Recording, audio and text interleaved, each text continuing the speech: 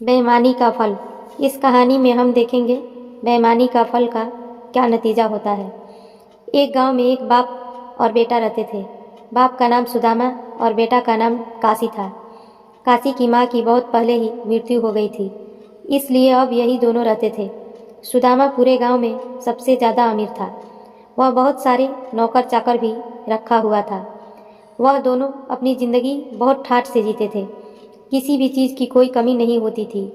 एक दिन किसी कारण से वह अपना सारा धन दौलत खो दिया और गरीब हो गया। गरीब हो जाने के कारण उसके सभी रिश्तेदार और सारे गांव वाले उसका मजाक उड़ाने लगे।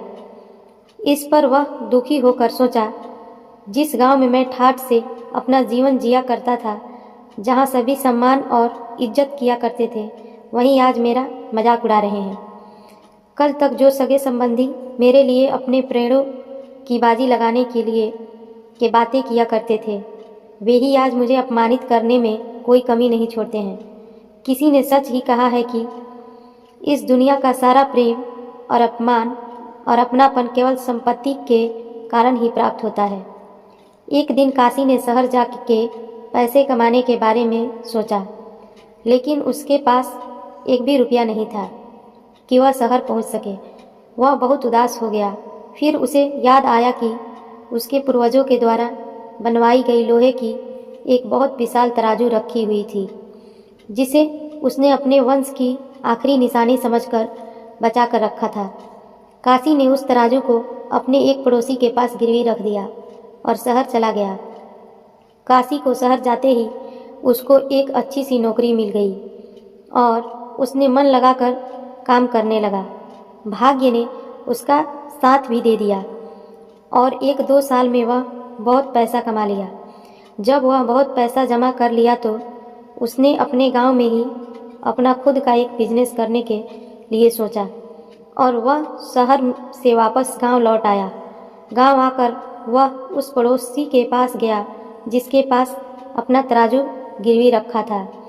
उसने कहा, चाचा जी, भगवान की कृपा से मैं अब अपना बिजनेस शुरू करने जा रहा हूँ।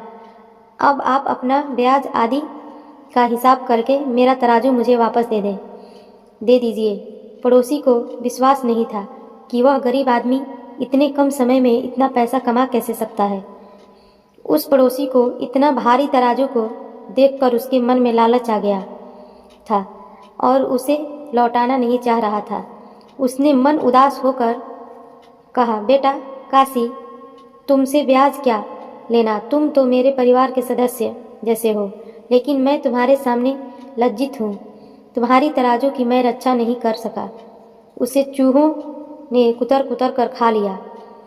अब तो उसका एक टुकड़ा भी नहीं बचा है। काशी समझ गया कि इसके मन में ही बेईमानी आ गई है।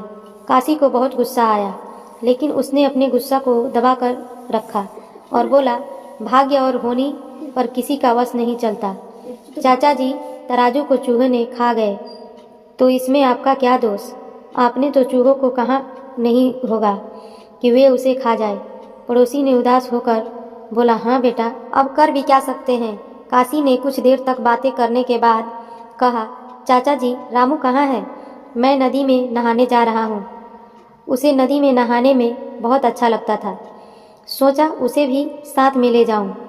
रामू उस पड़ोसी का बेटा था और वह काशी का बहुत अच्छा दोस्त भी था। उस पड़ोसी ने अपने बेटे रामू को बुलाया और काशी के साथ नदी में नहाने के लिए भेज दिया। काशी और रामू नदी में नहाने के लिए चल दिए। नहाने के बाद काशी ने रामू को एक गुफा में छुपा दिया और उसके द्वार को एक बड़ा पत्थर से बंद कर दिया और वह अपने घर की ओर चल दिया। काशी को अकेला आया देखकर पड़ोसी डर गया और बोला, बेटा रामू कहाँ है? काशी उदास होकर बोला, चाचा जी, मुझे माफ़ कर दीजिए, मैं रामू को बचा नहीं पाया। मैं नदी में नहा रहा था और रामू नदी के किनारे बैठा था कि एक चील आई और उसे लेकर उड़ गई।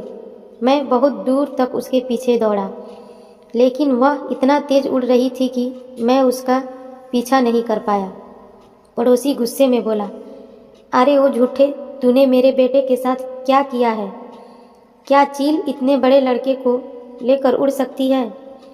सीधे सीधे मेरे लड़के को लौटा दे, नहीं तो मैं तुझे राजा से दंड दिलवाऊंगा। काशी बोला, देखिए जो सच है मैंने आपको बता दिया। अब आप राजा के पास जाना चाहते हैं तो जाइए, मुझे कोई दिक्कत नहीं है। दोनों राजा के दरबार में पहुँचे। पड़ोसी ने सारी बातें राजा को बताया। राजा ने उसकी बात सुनकर दंग रह गए और बोले काशी, यह कैसे हो सकता है? चील इतने बड़े लड़के को उठा ले जाना असंभव है। यह एक अनहोनी है, ऐसे कैसे हो सकता है? काशी बोला, महाराज आज कल आपके राज्य में अनहोनी ही तो हो रही है, इसलिए ऐसा घटनाएं घटेगी ही। जब लोहे को तराजू को चूहा खा सकते हैं तो चील एक लड़का को लेकर क्यों नहीं उड़ा सकती? राजा बोले, ये तराजू वाली क्या कहानी है? तब भी काशी ने पूरी कहानी राजा को बताई। इस पर राजा ने गुस्से से बोले, बेईमानी किसी का भला नहीं करती, क्योंकि जब यह एक व्यक्ति के मन में उत्पन्न होती है तो अनेकों के बेईमान बना देती है। तुम इस बेईमान का फल मिलेगा। तब भी पड़ोसी ने राजा से बोला, महाराज मुझे माफ़ कर दीजिए, मुझसे बहुत बड़ी गलती हो गई है। मेरे अंदर बेईमानी का भूत सवार हो गया था, अब ऐसी गलती नहीं होगी। राजा उसे क्षमा कर दिए और बोले, तुम इसके तराजी लौटा दो। कैसी लगी नीचे कमेंट करके ज़रूर बताएं और ऐसे ही और भी मोटिवेशनल स्टोरी पढ़ने के लिए इस ब्लॉग को सब्सक्राइब करें, लाइक करें, कमेंट करें, शेयर करें।